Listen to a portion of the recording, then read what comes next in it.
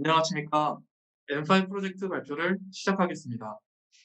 발표는 M5 프로젝트에 대한 전반적인 소개, 여러 시각화 방법을 통해 데이터를 분석하고 인사이트를 도출하는 EDA, EDA에서 도출한 전략을 바탕으로 데이터 특성을 찾아내는 피처 엔지니어링, 마지막으로 실제로 구현하고 예측하는 모델링과 프레딕션 총 4가지 파트로 진행할 예정입니다. 파트를 절반씩 맡아서 발표할 예정인데요. 저는 첫 번째 발표자 정재홍 학생입니다. 그럼 프로젝트 소개부터 시작하겠습니다. 이번에 저희가 진행하는 카글 M5 폴캐스트는 월마트의 판매량을 예측하는 프로젝트입니다. 참고로 월마트는 미국의 본사를 둔 유통업체로 미국 식료품 판매의 19%를 차지하고 있는 세계 최대 기업입니다. 세계에서 가장 많은 근로자를 고용하고 있다고 합니다. 저희는 이 프로젝트에서 이 월마트가 제공하는 데이터셋을 이용하여 프로젝트를 수행할 것입니다. 여기서 저희는 주어진 데이터를 마음껏 사용할 수 있고 또 변형하는 것도 가능합니다. 현대 사회에서 사업에서 데이터를 분석하고 미래를 예측하는 정확한 모델을 만드는 일은 상당히 중요해졌습니다. 그래서 저희 프로젝트의 목표는 이러한 사업 비즈니스에서 리스크를 줄이기 위해 보다 정확하게 예측하는 것이며 여기서 정확히 얼마나 주어진 데이터를 잘 이용했는지 그리고 저희가 구현한 모델이 얼마나 정확하게 예측했는지가 관건이 되겠습니다. 그러면 문제 정의를 보도록 하겠습니다. 그렇다면 이 프로젝트에서 무엇을 예측할 것이고 저희가 다루게 될 파일은 어떤 파일이며 평가는 어떻게 진행되는지 알아보도록 하겠습니다. 여기서 볼 수 있듯이 저희가 다루게 될 데이터는 2011년 1월 29일부터 16년 6월 19일까지의 판매 데이터로 날짜로는 총 1941일 정도가 되는 자그마치 5년 이상의 데이터가 되겠습니다. 저희는 이러한 시간의 흐름에 따른 데이터인 시계열 데이터를 활용할 예정입니다. 이러한 시계열 데이터를 활용하여 향후 8일의 데이터 판매량을 예측할 예정입니다. 저희가 갖고 있는 세 가지 파일은 세일스 파일과 캘린더 파일, 셀 프라이시스 파일이 있습니다. 하나씩 간단하게 소개를 해드리면 세일스 파일에는 1941일 동안 매장별로 각각의 아이템이 얼마나 많이 팔렸는지가 나와 있습니다. 캘린더 파일에는 그 제품이 팔린 날짜와 그리고 어떤 이벤트가 나와 있었는지에 대한 정보가 나와 있고 프라이시스 파일에는 각 매장별로 제품의 가격 정보가 나와 있습니다. 그렇다면 데이터의 특징을 좀 더 자세히 살펴보도록 하겠습니다.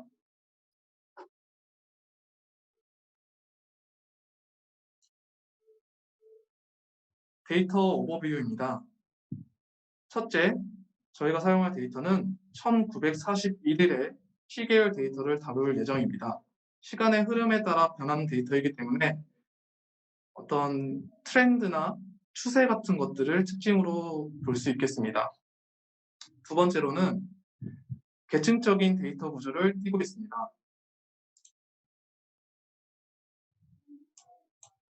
그림에서 볼 수 있듯이 미국 3개 주, 캘리포니아, 텍사스, 위스콘신 주에서 총 10개의 매장이 있습니다.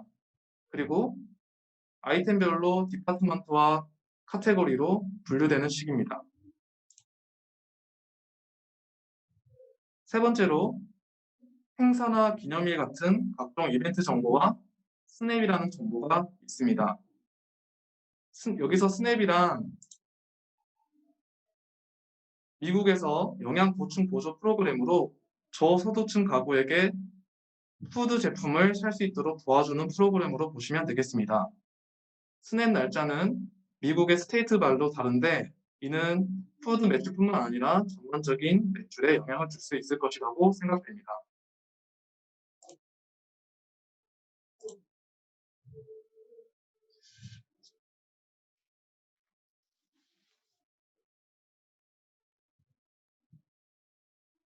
다음으로 평가 방법은 어떻게 되는지 한번 알아보겠습니다.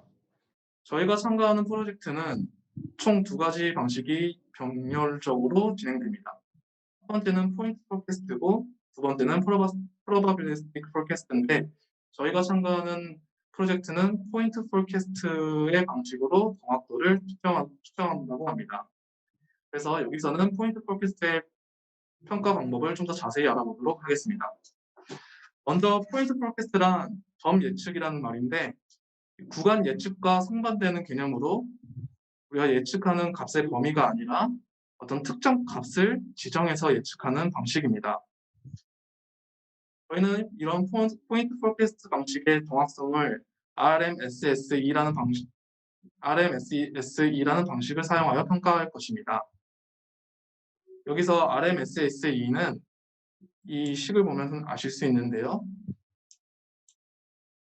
먼저 저희가 다루고 있는 데이터가 시계열 데이터이기 때문에 이 어떤 시점 t, 특정 시점 t에 대해서 실제 미래 예측값인 실제 미래 값인 y가 있고 이 y에서 저희 모델이 예측한 yt 이 값을 빼주고 그래서 여기서 n은 총 저희가 다루고 있는 총 데이터 샘플 수고 h는 어떤 forecasting horizon이라는 지표가 되겠습니다. 이러한 RMSSE라는 에러 측정 지표를 바탕으로 저희는 WRMSSE를 사용할 것인데 마찬가지로 이 RMSSE 방식에서 어떠한 웨이트 값을 가중치로 곱해 주어서 진행하는 방식으로 보시면 되겠습니다. 저희가 진행하는 프로젝트와 달리 Probabilistic Forecast에서는 SPL 또는 WSPL이라는 추정 방식을 사용한다고 합니다.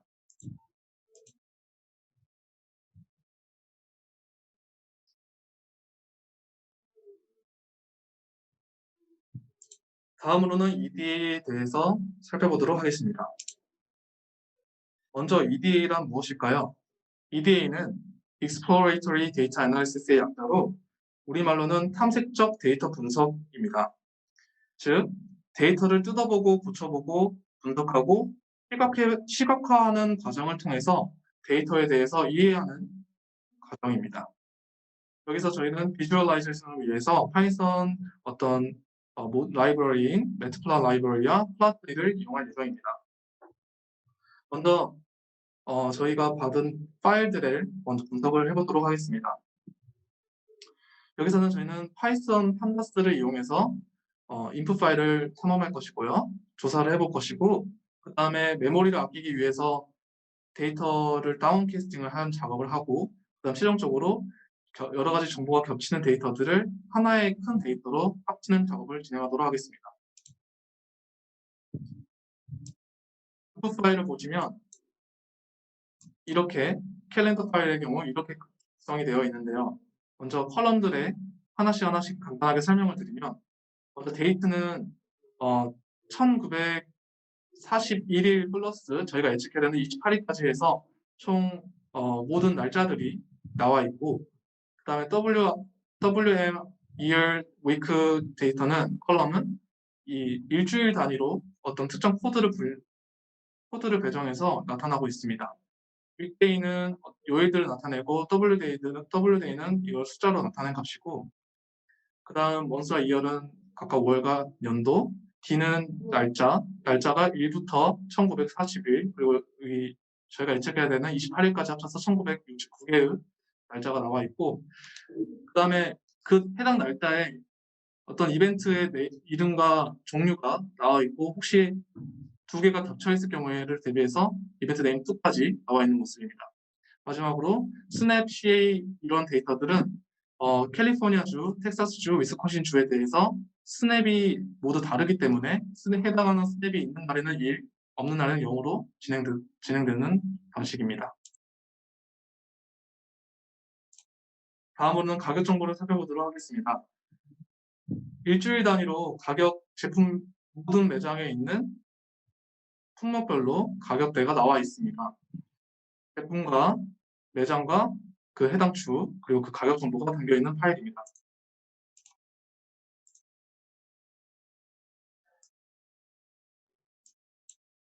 마지막으로 물품 판매에 대한 정보입니다.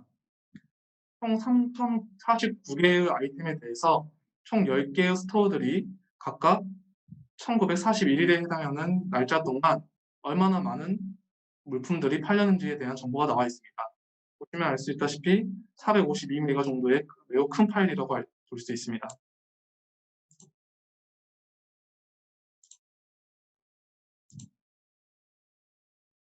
방금 살펴본 것처럼 저희 인풋 파일 자체가 상당히 큰 용량을 갖고 있기 때문에 이걸 바로 사용하기에는 좀 무리가 있었습니다. 그래서 저희는 이걸 기본적으로 사용하는 숫자에 맞게끔 각각 데이트는 데이트 타임이라는 컬럼으로 또는 인트 같은 경우에는 인트나 플롯 같은 경우에는 데이터를 사용하는 범위 내에서 해당 용량에 맞게끔 그리고 나머지 것들은 카테고리라는 하나의 어떤 판다스 모듈에서 제공하는 컬럼으로 데이터 타입으로 모두 바꿔서 메모리를 줄여보았습니다.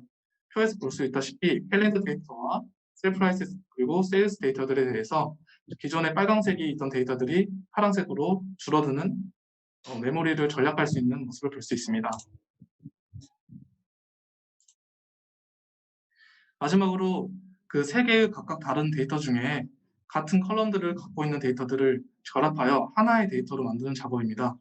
여기서 볼 수 있다시피 날짜에 대한 정보, 일주일 주간에 대한 정보, 그리고 품목과 스토어에 대한 정보들이 각각 세일스와 캘린더 프라이스에 각각 중복되어 분포하고 있는 걸 볼 수 있습니다. 그래서 저희가 하나로 이렇게 합쳐본 데이터는 다음과 같습니다. 총 2.4GB의 큰 데이터로 저희가 세계에서 다루는 모든 컬럼들의 내용들이 나와 있습니다. 저희는 이 데이터를 가지고 분석할 예정입니다. 데이터는 이런 모습을 갖고 있습니다.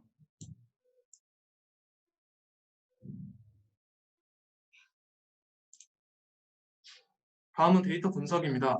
데이터 분석에서는 품목별의 분포, 그리고 가격대의 분포, 그리고 아이템이 팔린 것들과 가격대의 변화, 그리고 이벤트가 있었을 때 가격대가 변화하는 모습들을 저희가 처음에 데이터를 분석할 때 잡았던 특징들에 대해서 시각화하는 작업으로 데이터를 한번 살펴보도록 하겠습니다. 먼저 주별로 아이템이 어떻게 분포되어 있는지를 살펴보았습니다.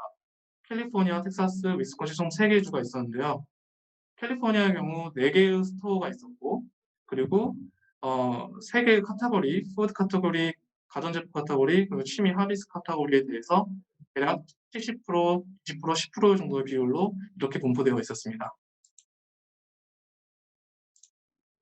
텍사스의 경우에도 마찬가지인데요. 다른 점이 있다면 스토어가 3개로 구성되어 있었고요. 분포는 비슷했습니다. 위스콘신의 경우에도 스토어는 3개, 그리고 분포는 비슷한 구조로 있었던 걸 알 수 있습니다.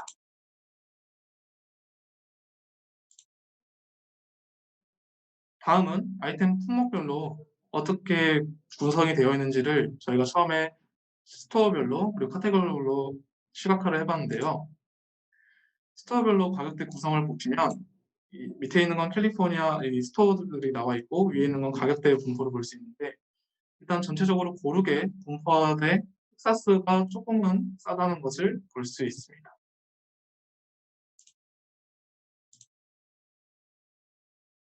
다음은 아이템 카테고리별로 푸드, 서비스, 하우스홀드별로 분석을 해봤는데요. 여기서는 좀 두드러지게 나타나는 부분은 여기 가운데 있는 주황색과 하늘색인 텍사스의 어떤 매장에서 하비스 품목 같은 경우에 가격대가 조금 낮게 분포가 되어 있던 것을 확인할 수 있었습니다. 전체적으로는 고르게 분포되어 있었습니다. 그래서 저희는 이 판매 가격들에 대해서 이 디파트먼트 피처로 한번 살펴보았는데요. 일단은 아까 보신 것처럼 하비스에서 텍사스가 좀 낮은 경향이 있었고 푸드에서는 캘리포니아가 맨 앞에 있는 캘리포니아가 조금 높게 나타나는 경향을 볼 수 있었습니다. 다음은 아이템 솔즈입니다. 품목별로 판매량을 본 것인데 가격별로 아이템 가격을 평균을 내어서 각 아이템마다 그 평균 가격을 떼서 그것보다 높은 것과 낮은 것을 먼저 분류하였습니다. 그 다음에 스토어별로 그리고 카테고리별로 분류해서 데이터를 시각화해 보았습니다. 판매량이 왼쪽에 있는 Y축이고 X축은 이 스토어별로 나타나어 있는데요. 저희가 예상했다시피 낮은 가격일 때 전체적으로 많이 팔렸던 것을 볼 수 있습니다.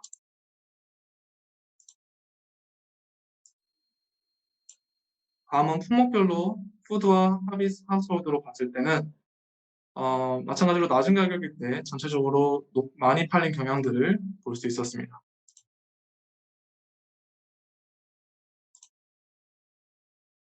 다음으로 이벤트가 있었을 때와 있었을 때 매출이 어떤 식으로 변화했는지를 살펴보았습니다. 여기 보시면 왼쪽에서 100이라는 숫자가 이제 이벤트가 있고 없고를 포함한 평균적인 그 퍼센테이지고, 이 경향을 봤을 때 먼저 전체적으로는 이벤트가 있다고 해서 꼭 매출이 많이 발생한 것은 아니라는 것을 확인할 수 있었고, 또 이벤트마다 꼭 매출이 많이 발생하는 이벤트도 있고 아니면 이벤트도 있다는 것을 확인할 수 있었습니다. 또 특히 크리스마스의 경우에는 아예 매출이 0인 것을 봤을 때 장사를 하지 않는다는 것을 추측해 볼 수도 있었습니다. 같은 결과를 이벤트 타입별로 분류해서 봤을 때는 먼저 여기서 두드러지게 맨 왼쪽에 있는 게 평균값인데, 이것보다 두드러지게 나타나는 것들을 보면 cultural and religious, 문화와 종교 어떤 이벤트가 있을 때, 그리고 스포팅 이벤트가 있을 때, 그리고 스포팅 컬처 이벤트가 함께 있을 때 전체적인 매출이 뛰고, 특히 푸드 항목의 매출이 많이 는 것을 볼 수 있었습니다. 저희는 그래서 이벤트가 있는 주 단위로 한번 살펴보도록 하겠습니다. 먼저 주 단위로 봤을 때 맨 왼쪽에 있는 파란색 막대 그래프가 평균값인데, 여기보다 봤을 때 전체적으로 고르게 분포해 있고 어떤 이벤트가 있다고 해서 정말 높아지는 경향이 있거나 그런 건 없는 것으로 확인되었습니다. 이벤트 타입별로 분류해 봤을 텐데, 이것도 마찬가지로 왼쪽에는 평균값에 비해서 이벤트 타입별로 분석해 봤을 때도 마찬가지로 전체적으로 이벤트가 있다고 해서 꼭 매출이 많이 있는 건 아닌 것을 확인할 수 있었습니다. 마지막으로 저희는 이벤트 말고 평일과 주말에 어떻게 매출이 발생하는지를 한번 살펴보았습니다. 금요일부터 해서 수요일까지 이렇게 나와 있는데, 일단 저희가 예상한 대로 금요일과 토요일, 일요일에는 매출이 상당히 다른 요일에 비해 있었던 것을 확인할 수 있었습니다. 그리고 시간의 흐름에 따른 시계열 데이터 분석이기 때문에 2011년도부터 2016년도까지 이렇게 네모박스로 색깔별로 분류해 봤을 때 전체적인 매출 경향은 연도가 흐르면 흐를수록 증가하는 추세가 있었던 것을 확인할 수 있었습니다.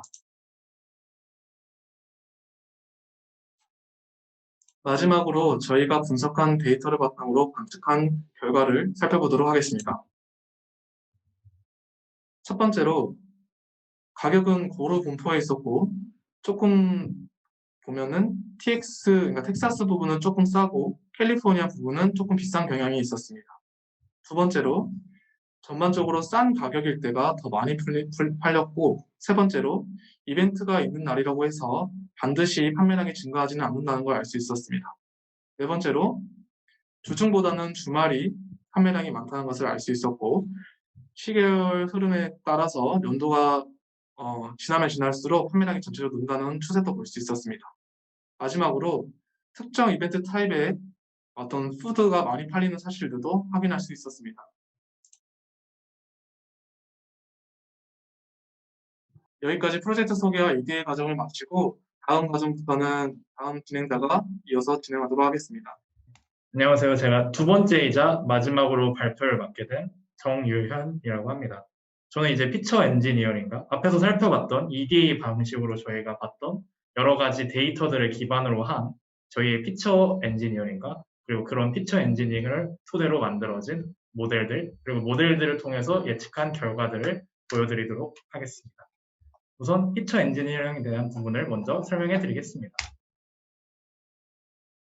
피처 엔지니어링에 대한 부분을 설명하기에 앞서 이제 저희가 도메인 노울리지라는 이제 용어를 설명을 해드릴 텐데, 이게 무엇이냐면은 엔지니어들 같은 경우에는 이런 도메인 지식들, 즉 전문 지식 혹은 저희들이 알고 있는 기반 지식들이라는 용어를 많이 사용합니다.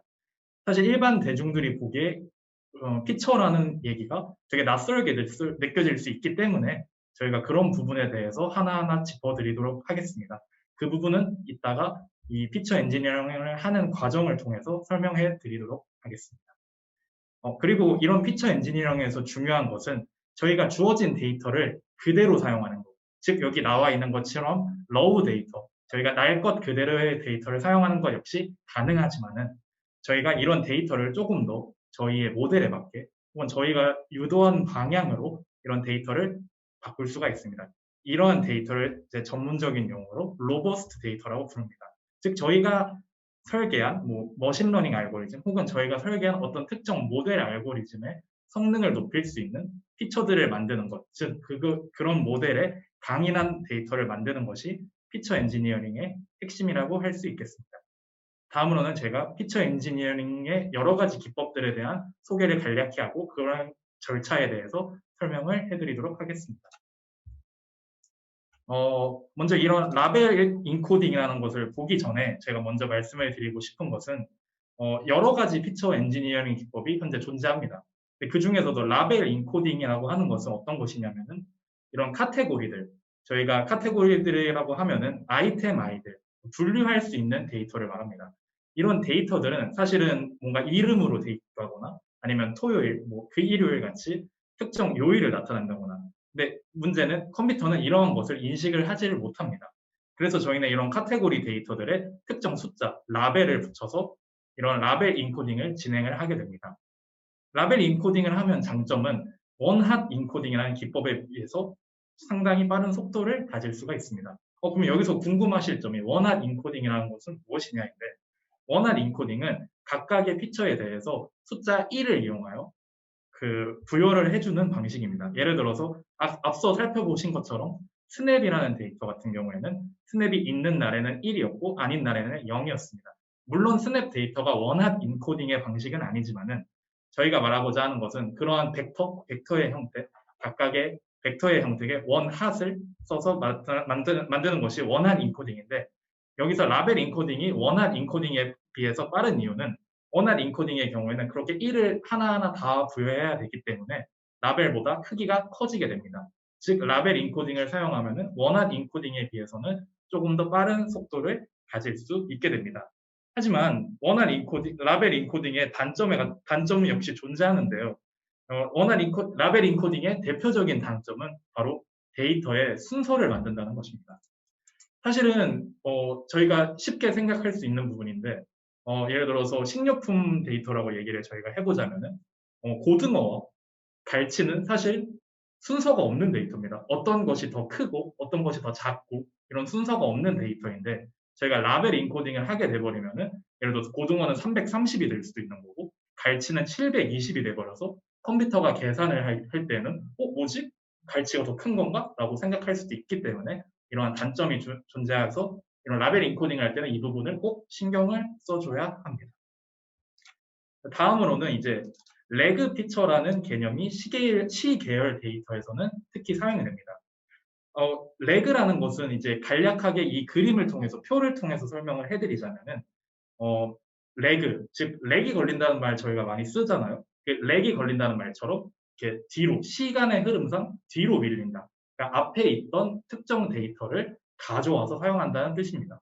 여기서 보시면 알 수 있다시피 레그 이 세일즈 8이라는 데이터가 이 8로 레그 1D일 때는 이 한 칸이 뒤로 밀린 8로 이동을 하였고 2D, 이 2D인 경우에는 두 칸이 밀린 이쪽으로 이동을 하였습니다. 그렇다면 이 레그 피처를 왜 사용하냐는 얘기인데 이 레그 피처는 시계열 데이터에서 아주 강한 특성을 지닙니다.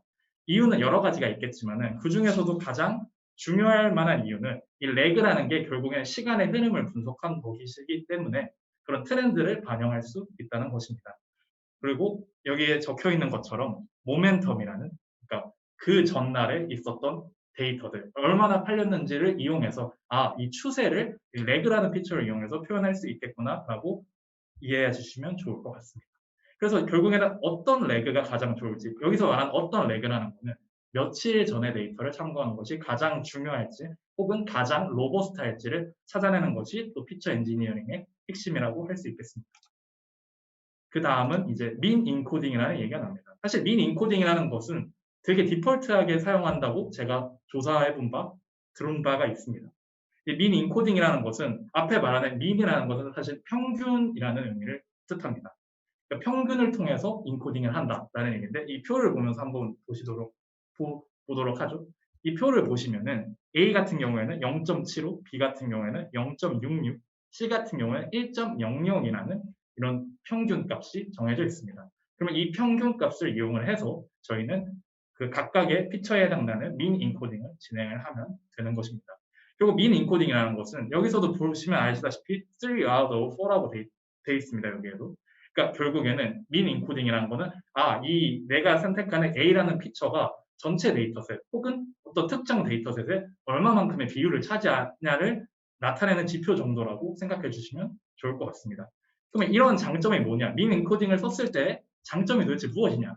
일단은 펄스 오브 디멘션, 디멘셔널리티를 최대한 적게 유지하면서 이 민 인코딩을 해낼 수가 있습니다. 라벨 인코딩도 사실은 펄스 오브 디멘션이 적기는 하지만은 민 인코딩 같은 경우에는 이 품목이 몇 퍼센트만큼을 차지하는지를 보다 효과적으로 나타낼 수 있기 때문에 패스트 러닝의 효과를 가지고 또한 레스 바이어스, 그러니까 최대한 오버피팅이 방지되는 그러한 방식을 선택할 수가 있습니다. 하지만 단점으로는 아까 제가 오버피팅이 방지된다고 말을 했긴 했지만은 사실 데이터 리키지라는 문제가 있습니다. 데이터 리키지라는 거는 결국에는 훈련 데이터에만 이 데이터를 사용할 수 있다는 것입니다. 테스트 데이터는 저희가 판매량의 개수를 알 수가 없기 때문에 민 인코딩 기법을 사용할 수가 없습니다. 사실은. 그래서 민 인코딩은 데이터 리키지가 발생을 하는 것이며 또 오버피팅이라는 개념이 적용될 수가 있습니다. 여기서 말하는 오버피팅이라는 것은 트레인 데이터에 그러니까 트레인 데이터에만 너무 잘 맞는 모델을 만든 것입니다. 하지만 민 인코딩도 여기서 오버피팅에 해당되는 경우인 것은 민 인코딩은 아까도 말씀드렸다시피 테스트 데이터에서는 적용할 수 없기 때문입니다. 그래서 이런 것을 해결하기 위해서 스무딩이라는 기법을 사용하는데 스무딩은 결국은 전체적인 평균을 이용하는 것이라서 이런 오버피팅 문제를 좀 더 해결할 수 있다고 들은 바 있습니다. 사실 이 부분은 정확하게 제가 아직 모르는 부분이라서 추후에 다시 얘기를 해보도록 하겠습니다. 이제 그 다음으로는 피처 엔지니어링을 진행을 했으니까 저희가 생각해 볼 점들에 대해서 이야기를 해보겠습니다. 첫 번째, 이벤트와 스냅. 이벤트와 스냅은 사실 처리하기 조금 애매할 수가 있습니다. 왜냐하면 이벤트 같은 경우에는 많은 종류가 있는 것도 아니기 때문에 라벨 인코딩을 하기에도 애매하고 그다음에 숫자로 되어 있는 데이터도 아니기 때문에 민 인코딩을 하기에도 솔직히 조금 애매한 감이 있습니다. 하지만은 저희가 앞서 살펴보는 것처럼 어떤 특정 이벤트에 좀 더 판매량이 느는 경우가 있었기 때문에 이벤트나 스냅의 경우에도 분명히 효과적인 피처가 될 거라 생각합니다. 그리고 윈도우 프로세싱이라는 얘기가 나왔는데 여기서 말하는 윈도우는 특정 필터라고 말하면 사실 좀 애매할 수도 있는데 특정 부분을 본다고 생각하시면 됩니다. 그러니까 한 7일치의 데이터를 본다, 혹은 뭐 28일치의 데이터를 본다. 이런 식으로 주별 평균 아니면 한 달간 평균 등을 이용을 해서 그런 것도 피처로 뽑아낼 수 있을 테고 그다음에 이런 피처를 통해서 과연 우리가 어떤 모델을 선택할 수 있을지도 상당히 중요한 부분이라고 생각이 듭니다. 그리고 이 부분은 사실 제가 개인적으로 생각이 들었던 부분인데 과연 이 피처들끼리 독립적인지, 여기서 말하는 독립이라는 건 확률과 통계적인 부분에서 독립을 말하는 것인데요. 그러니까 이 피처들이 각각의 연계가 유기적인 연계가 없는지. 근데 이 부분은 사실 직관적으로 생각했을 때는 어느 정도 연계가 있지 않을까라고 저는 생각을 합니다. 왜냐면은 제가 만약에 사과를 많이 산다면 배를 덜 살 수도 있는 거고. 그래서 저는 솔직히 연관이 된다고 생각을 하지만은 컴퓨터 처리하는 과정에서는 이거를 만약에 연관된다고 가정을 하면은 연산량이 늘 수도 있고 피처 수가 많아질 수도 있는 문제가 있기 때문에 이 부분에 대해서는 뭔가 수학적인 접근을 하기보다는 조금 더 유한 접근을 하는 게 좋을 것 같습니다. 그리고 앞에서 자꾸 이제 평균값만 이용을 했었는데 이제 평균값 아니고도 이제 최소값 혹은 최대값 혹은 이제 스탠다드 디비에이션이라는 표준 편차, 뭐 분산값, 그리고 스큐네스, 컬토시스 같은 통계적인 기법들을 또 사용할 수 있을 것 같습니다.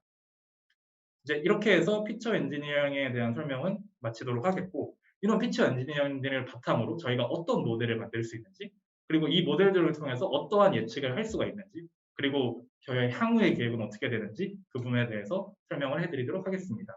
보시는 바와 같이 목차는 다음과 같고요. 이 플랜에서 저희 마지막 이제 계획을 설명드릴 겁니다. 그리고 먼저 이제 모델링에 대해서 얘기를 하겠습니다. 저희는 모델링을 두 가지를 진행했습니다. 사실 엄청 큰 대단한 모델은 아닙니다. 리니어 레그레이션이라는 모델은 실제 산업 현장에서 오랫동안 많이 사용했던 선형 회귀 분석이라는 모델이고, 멀티레이어 퍼셉트론이라는 MLP는 레이어를 그냥 늘렸다고 보시면 됩니다. 여기 그림을 보시다시피 이 층을 늘려서 조금 더 많은 연산을 처리한다. 이게 정확한 표현이 되진 않을 수 있겠지만은 아무튼 여러 번 계산을 한다. 이런 식으로 생각하시면 좋을 것 같습니다. 이제 리니어 레그레션이랑 MLP의 특성에 대해 얘기하기 전에 여기 보시면은 이상한 영어가 많이 적혀 있죠? 이 부분에 대해서 하나하나 설명을 드릴 텐데 먼저 여기서 말하는 W라는 거는 특정 파라미터입니다. 이쪽 오른쪽 그림을 보시면은 X 곱하기 W 마이너스 Y라고 되어 있는데 여기서 말하는 이 X, W는 모두 벡터 혹은 매트릭스의 형태입니다. 즉 저희는 매트릭스 멀티플리케이션 혹은 벡터 멀티플리케이션 다른 말로 하자면 리니어 콤비네이션의 결과를 진행하는 것이라고 볼 수 있습니다. 이런 이제 파라미터, 특정 파라미터들을 학습시키는 것이 사실 머신러닝의 핵심이라고 볼 수가 있겠습니다. 여기 W에는 이제 D1이라고 이렇게 적혀 있는데 이 D는 이제 디멘션의 약자입니다. 이 D는 결국에는 디멘션이라는 건데 디멘션들은 이제 저희가 앞에서 정의했던 여러 가지 피처들 혹은 EDA를 통해서 확인했던 여러 정보들을 담고 있는 이제 차원이라고 생각하시면 됩니다.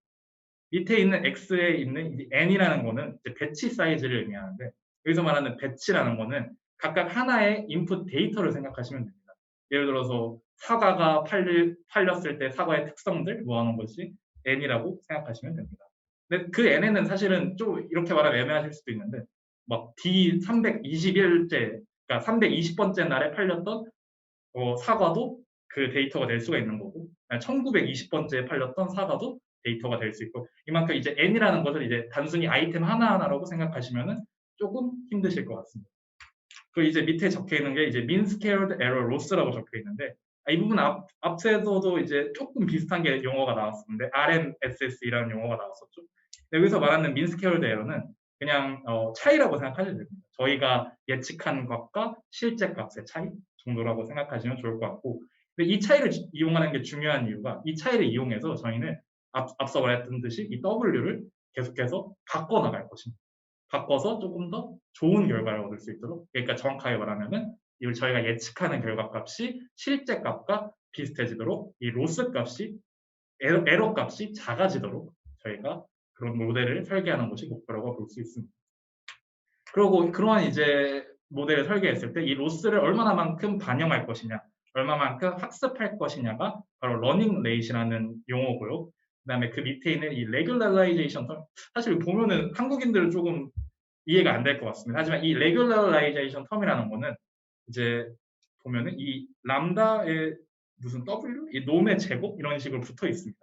그래서 이게 사실 혼란스러우실 수도 있습니다. 아니 왜 이거를 에러를 빼놓고 왜 다시 W를 곱하지 하실 수도 있는데 이걸 이제 진행하는 이유가 이제 일종의 페널티를 이용하는 겁니다. 이런 식으로 페널티 텀을 만들어서 로스가 이런 이제 페널티 텀을 만들어서 최대한 이 W에 아까 말씀드렸던 용어인데 오버피팅이라는 용어를 제가 했었었는데 이 W 값을 계속해서 이제 반영을 함으로써 로스에 최대한 이 W에만 너무 과적합되는 거, 오버피팅 되는 것을 방지하기 위해서 추가된 텀이라고 생각하시면 좋을 것 같습니다.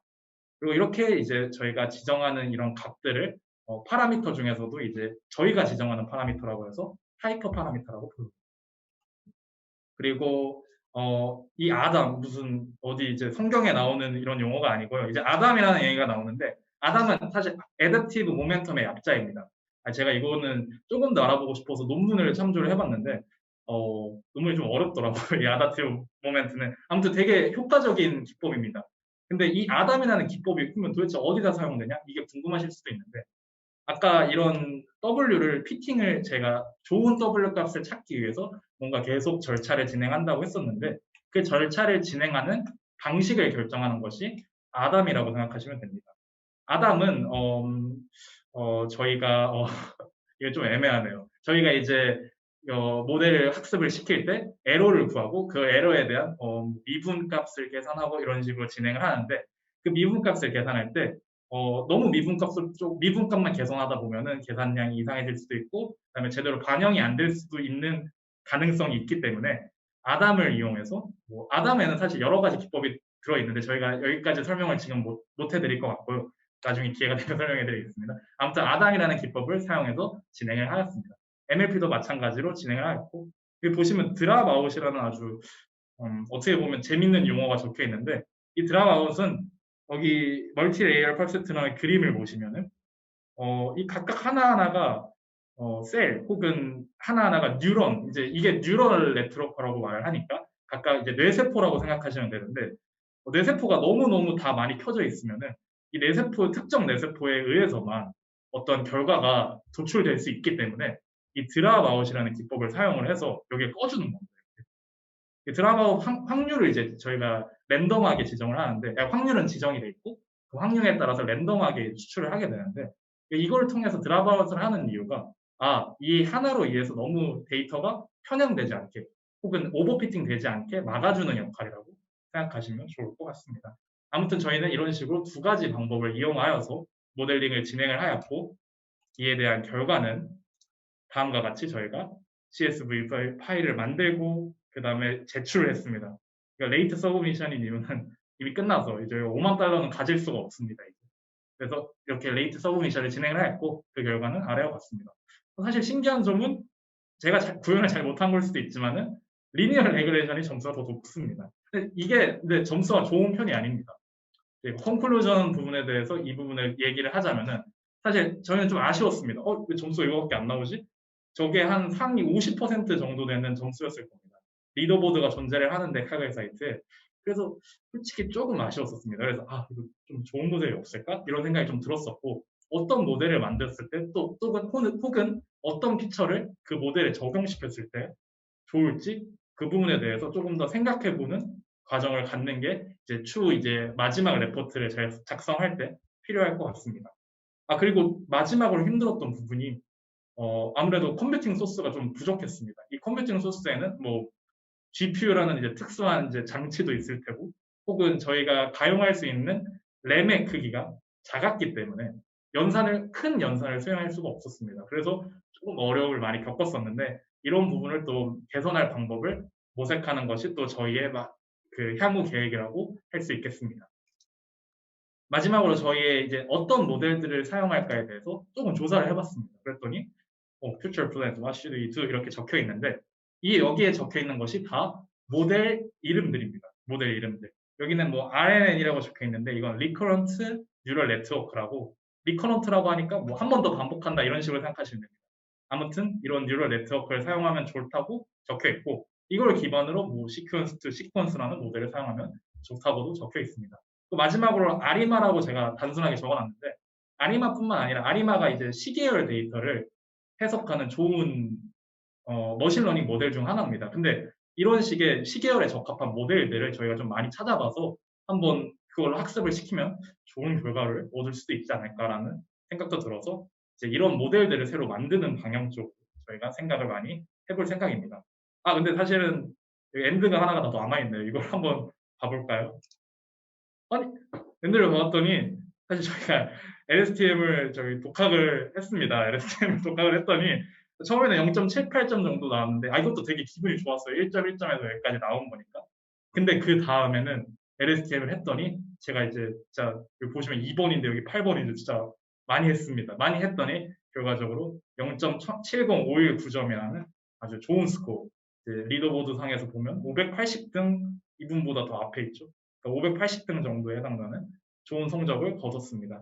그래서 LSTM 모델도 가능한 것처럼 저는 다양한 모델들 역시 이런 좋은 성능을 낼 수 있을 거라 생각을 하고요.